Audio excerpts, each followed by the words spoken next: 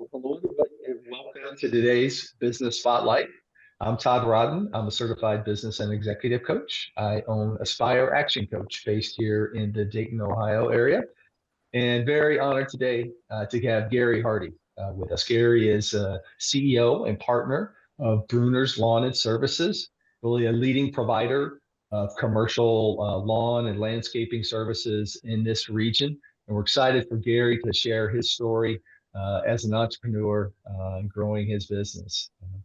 If you're new to the Business Spotlight, we're pleased to have you here. Encourage you to go out and check some of the other videos in the series, but also subscribe so you'll receive future drops such as this as we have these regularly being produced by our connections with business owners really across the United States. So Gary, we're excited to have you here joining us. Welcome and thanks again. And just take a minute, give a little bit of background about yourself, a little bit about Brunner's and how you got started in the business. All right, so born and raised Dayton, Ohio. I went to Northmont High School out in Clayton, Ohio, and I dropped out of high school because I wanted to work, but I found that I needed more than that, so I joined the Army. After I got out of the Army, went to college, became a fireman. As I was finishing college, my business partner Josh asked me if I wanted to go into business with him doing lawn mowing and landscaping. I said, no way. But I was in a entrepreneurship class at Antioch University and did it as a project. And here I am 13 years later being interviewed by you, Todd. Started out as a college project with a friend. It did. It was actually, so Josh is my, he was married to my sister. He's no longer married to my sister, but at the time, I mean, me and him, we've always stayed great friends. So his daughter's my niece. She's my sister's daughter as well. She works with us. It's really become a family business that started at my dinner table, which is pretty cool. I guess I think there's more business owners and business stories that happen like that than people realize. Very much so. That comes with some added complications sometimes as well, right? Yeah. Maybe kind of building on that, talk about your partnership. So maybe speak to kind of how you're structured from an ownership standpoint, and your role. What's your primary focus then? So at Brunner's, we have a three-headed monster, I like to call it. You got myself. I'm an owner. I'm a majority share owner. But then we also have Josh, who is right under me. He's over 40% of an owner. And then we also have Andrew Piner, who is a 7% owner of our company. And we're structured as a limited liability S Corp. And really, in all, the ownership shares really don't mean a lot to us because all three of us, our input matters. So it's nice to have two other people to bounce ideas off of when things are tough and like that. So I like having the whole partnership thing because then you're in it together rather than by yourself. Running a business requires wearing many hats at times. So I'm curious, how do you guys divvy up kind of key responsibilities, whether it's sales, operations, employees? So Josh primarily handles all of the operation. He does the equipment, does some of the maintenance. He'll send it out if it's something that he can't handle. He has a production manager under him that helps manage all the people and the routing and the scheduling and all of that stuff. So he does pretty much all of the lawn mowing and lawn fertilization and bed maintenance scheduling. Andrew handles the accounts management and is also part of my sales team with me. We kind of tag team sales together, but he also is a project manager because our landscaping is more than just going out and throwing some mulch. It becomes a whole project. So he does a lot of the scheduling. And there's another production manager that works kind of under him and Josh. Matt, he runs all the personnel for the landscaping and also helps with the scheduling. And then myself, I run all of the administration, the marketing, the sales, the relationship building.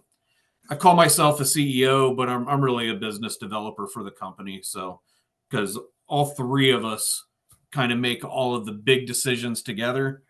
So, but yeah, it works really well how we do it because I don't know the maintenance of equipment. I know some of the landscaping. Andy knows some of the all the landscaping and some of the accounts and sales. So we all have strengths that intermingle together. So it works really well.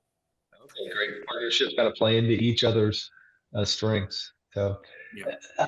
you started to hit on this a little bit. So maybe spend a minute, talk about the types of services that you provide, and like who are your target customers? So we primarily target homeowners associations. So we deal a lot with property managers and property management groups. The services we provide for them are like commercial lawn mowing. We do shrub trimming, the mulching, flower planting. We take care of like all the green space. We do work for some cities. We work for West Carrollton. We do some industrial. We also do snow remediation. So our contracts are built kind of twofold. We have the maintenance contract with for grounds, which is March through November. That's all of the summer, spring work. And then we have a separate contract for our properties that are snow remediation.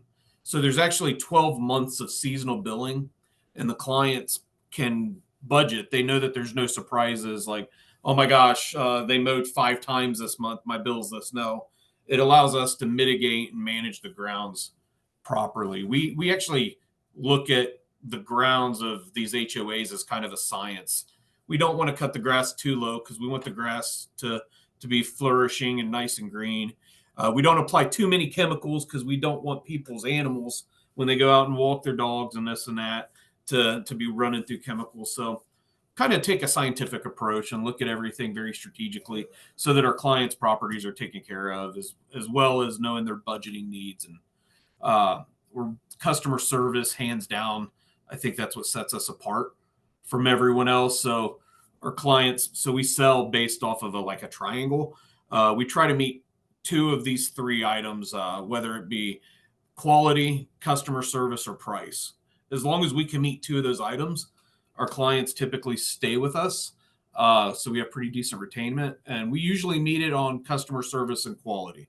But we don't typically meet. We're not the cheapest in town, but we're the best in town because our clients' needs are met, and they get an owner on the phone when there's an issue, not some guy that may call back 3 days later. So that's what really sets us apart. Because some people think, oh, you guys just mow grass.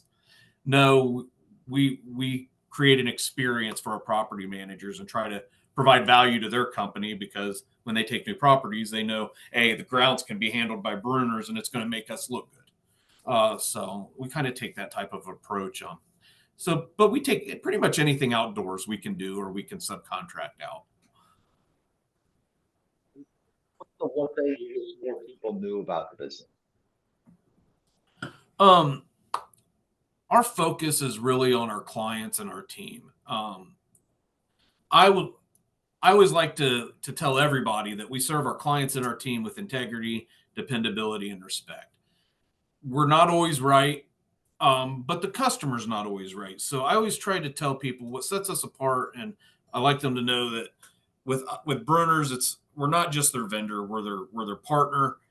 We want to provide value to them. We want to make sure that their residents are taken care of because since we primarily handle homeowners associations, yeah, we have the property manager, but we have 150 other people that live there. And we like our property managers to know that we're going to take care of every resident there. And there's no this resident over this resident. No, we want everybody to have a good experience. So you mentioned before your primary focus is on the administrative part of the business, but also business development. So that ties in with marketing, Yeah. the business as well. So, what are some of the winning marketing strategies that you've uncovered and are investing more in? So there's all kinds of different ways to get sales. But for me, when it comes to marketing and sales, I'm more of a farmer. I'm relationship driven. I network. 3 out of 5 mornings every single week, I'm at a networking meeting. I don't go into, like, say, because I'm part of BNI, I'm part of the Chamber of Commerce, Kettering, Moraine, Oakwood. I'm also part of, it's called Heart of Centerville, out in Centerville, Ohio. I don't go to those groups with the intention of getting business. I go to those groups with the intention of creating relationships, because those relationships will turn into sales. Um, One of our biggest property management groups that we work with was strictly because somebody that I become quite decent friends with said, "Hey, why don't you meet this person?" We went out to lunch. Come to find out, they're the vice president of commercial properties at their group, and it just completely changed our business. That relationship, if you count the beginning to the end, took me 8 years to cultivate. So I go into things in marketing with the idea that I'm not going to get a sale right now. The sale and might not happen for a year from now. Now, there are times that I become a headhunter. In the spring, when people call wanting like small projects done, I'll try to eat up as many of them as I can, and I'll price it accordingly because it keeps the guys busy. Same with the winter time. I adjust our pricing strictly based off of, like, all right, I got to keep my team busy. But overall, most of my sales and marketing comes from actual networking events or social media. So I invest some time into Facebook, and I'm creating marketing videos to post on YouTube every week. My goal is for every week of 2024, one video. I've been toying with the whole YouTube thing for a few years now, starting to refine it a little bit. So that's a way of marketing for us. I don't spend a lot of money in direct mail, although it would work if I was more of a residential type of a vendor. But direct mail is a great way to market as well. But I'm a farmer, relationship driven. It takes a while for it to cultivate, but when it does, you have a good crop. Not to mention you make good friends. I'm curious. You talked about things like Facebook and YouTube, especially where you lean more to B2B because you're more of a commercial customer base for you. So how does Facebook and that best play? It's always commonly viewed as a great direct to consumer model, but how does that work for you from a getting commercial business? So the direct consumers are property managers, they're maintenance managers at nursing facilities, they're small business owners. So although we go B2B, the person that owns that business or runs that business is still a direct consumer. So what we try to do is we provide so our videos are based off of yes, some sales on Brunners, but it's also some videos to help the regular homeowner have some education. So we'll say, for instance, you, Todd, maybe you're in another world, you're a property manager and you run a big HOA, but you're also a consumer, and I give you some information that could help you at your home. You may think of me, hey, it's proposal season for my HOA. So who are you going to think of? You're going to think of the guy that helped you do something for yourself as a homeowner. So every relationship, those individuals have businesses or work for businesses.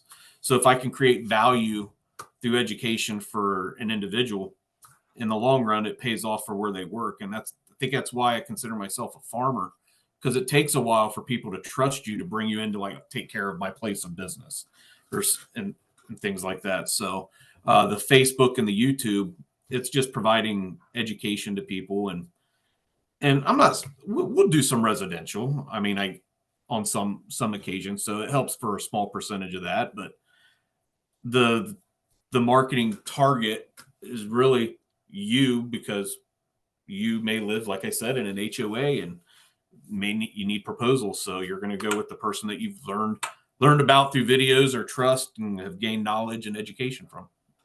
Yeah, really trying to connect with that decision maker in that property management firm, right? And so treating them like an individual, providing them value, education, and separating yourself from potentially other providers out there. So great example. Thank you for sharing. Yeah, no problem.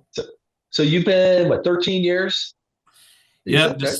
December of 2010 at my dinner table was when Brunner's was begun. We did our first client in January of 2011. So yeah, 13 years of hard knocks, I guess you could say. What's been the most memorable roadblock that you had, and how did you overcome that? So the biggest roadblock is, so in lawn and landscaping, when you start out, it's just you and a truck trailer, and you're doing small clients, and you're going out and you're giving the lowest bid because you want all this work. And as you start growing your company, you start needing more people to help take over. So the biggest roadblock is being able to build our company to where I can afford to pay the people that work for me, my team, what they're worth. It's getting the right people in the right places and keeping them and giving them competitive pay has been the hardest thing that we've encountered yet. Getting the business is easy because I think I'm a likable person and I've done well at cultivating the sales, but getting the people to do the work is hard because there's 18 of us right now that work here, and we all have to mesh. Everybody's got to be able to work together. Some people fit, some people don't. And getting people to understand, so you get 18-year-old kid that comes out of high school, they think they should be making $70,000 a year.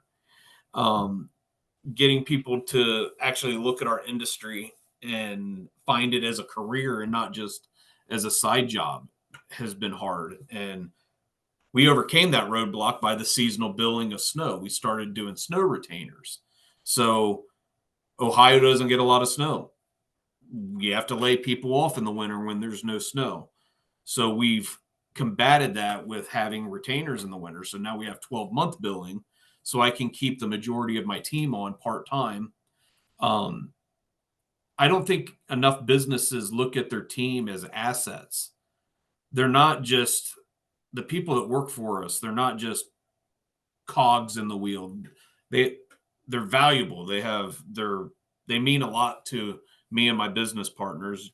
And it's finding the right people to invest the time into that also reciprocates it, because you have to reciprocate that. It's hard to invest all your time into people when they don't want to invest their time back into you. I think we've done a good job. We have 2 production managers right now that work for us, and I treat it like it's their company too. They have a say in all of our decisions. They're on our board. They've really helped us get over the hump of how to manage today's generations, because like our production manager Jacob, he's really in tune with how to motivate and how to handle when team members screw up. I'm real quick to go to the old 1990s way. If you this and this, if you don't do it, you're out. And he's done a really good job saying, no, man, life happens. People have this, people have that. He's a great representative for our team to the ownership staff. Matt, our other production manager, he's helped us overcome some of it because he's just really patient with how he teaches people to do the job.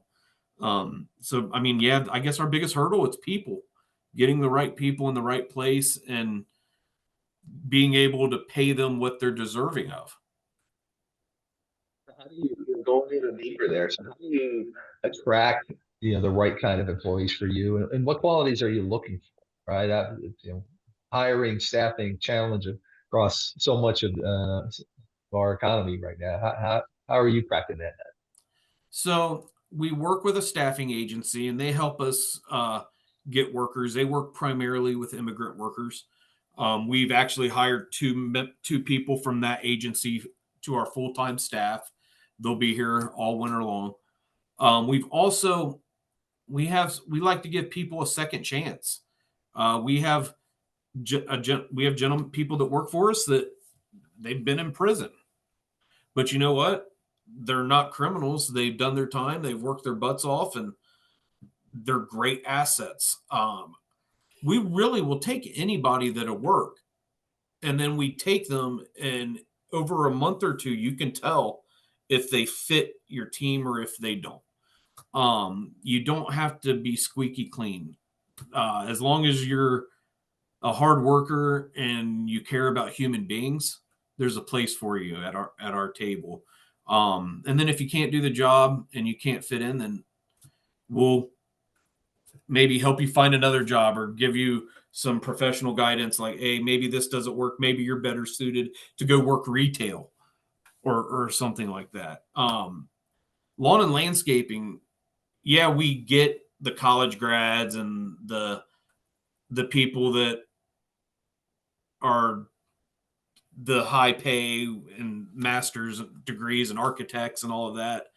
But when you start out in lawn and landscaping, it's not like an accountant where you start out making $60,000 a year. It's a skill, and you have to be able to work with your hands. And sometimes some of these people that don't get chances elsewhere, working at a bank or doing things like that, are perfect to come work for our company and build themselves up.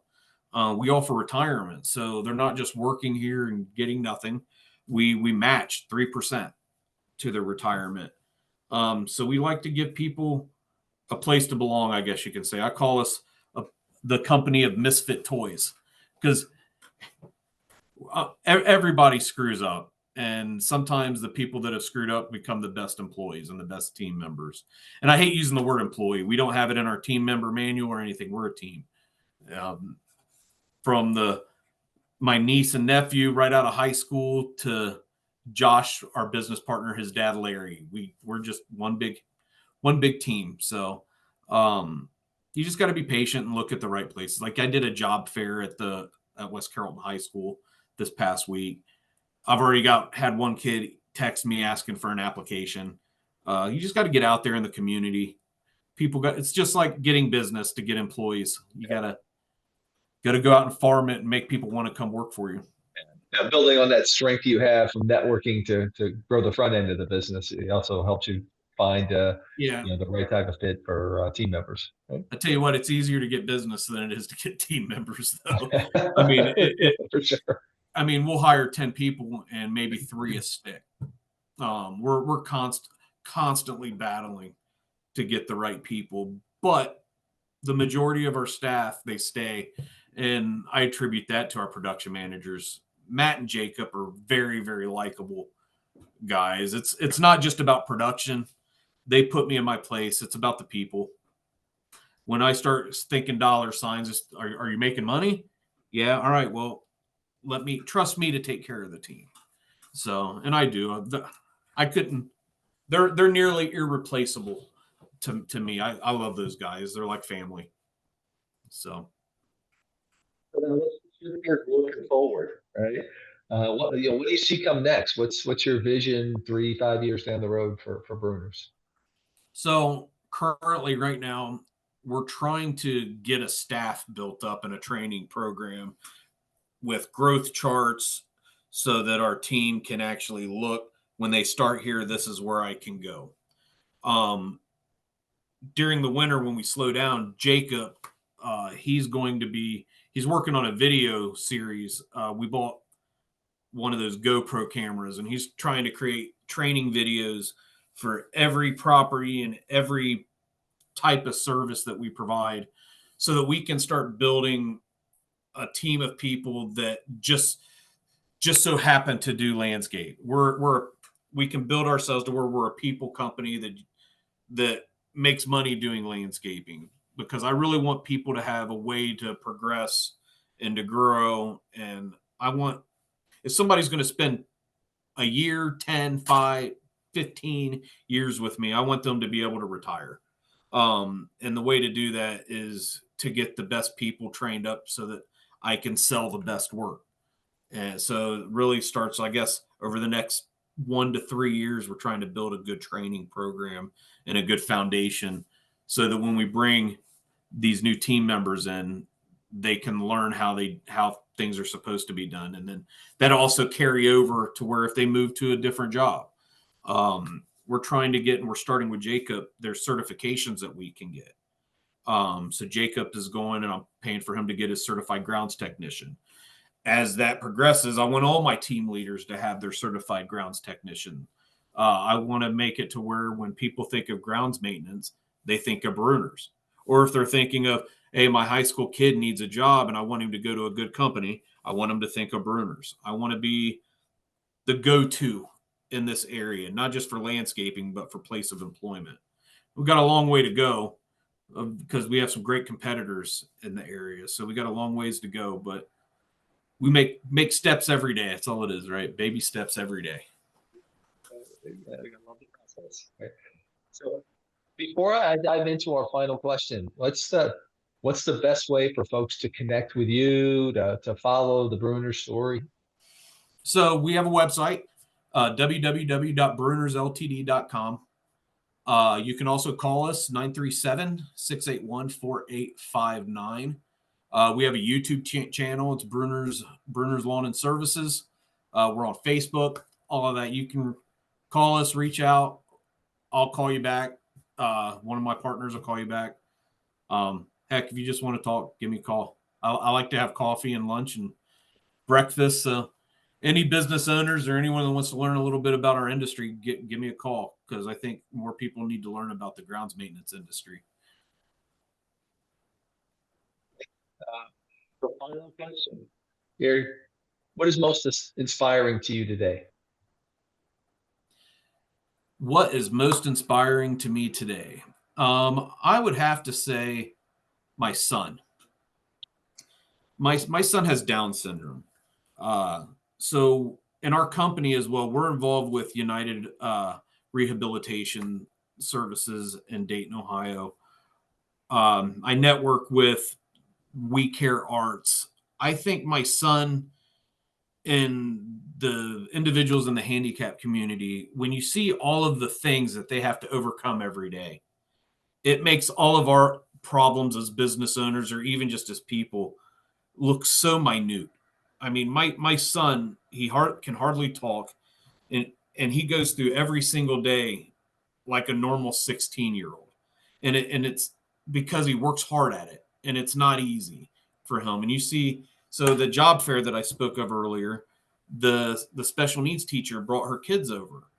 And I'm sitting here talking with some of these kids, and it's so hard for them to do just daily activities, and they still do it. They don't quit. So it inspires me, like, even when things get tough, like, it could be so much worse. And if it was worse, how would I handle it? I'd have to handle it like my son, with grace and humility, and just work hard. I think if more people would look at the handicapped community, at how they have to achieve their daily life, I think people would change their outlooks on how they tackle things. Gary, thank you for sharing not only your story about business, but also your personal story there. Again, encourage everybody to follow Brunner's. Gary gave all the information about the website and Facebook, their YouTube channel as well. I think what was very clear today was your heart, right? Your heart not only talked about with your son, but also your heart for your employees and your team members, and how to grow them and to give people second chances and to invest in them, their skills, and also in their future, really helping to separate yourself from the competitors and grow, but also why you love what you do as well. So thank you for sharing that story. Again, thanks for those who joined us today on the Spotlight. Again, reminder, please go out and subscribe so you'll receive other inspiring stories like you heard from Gary here today. So thank you all, and have a terrific day.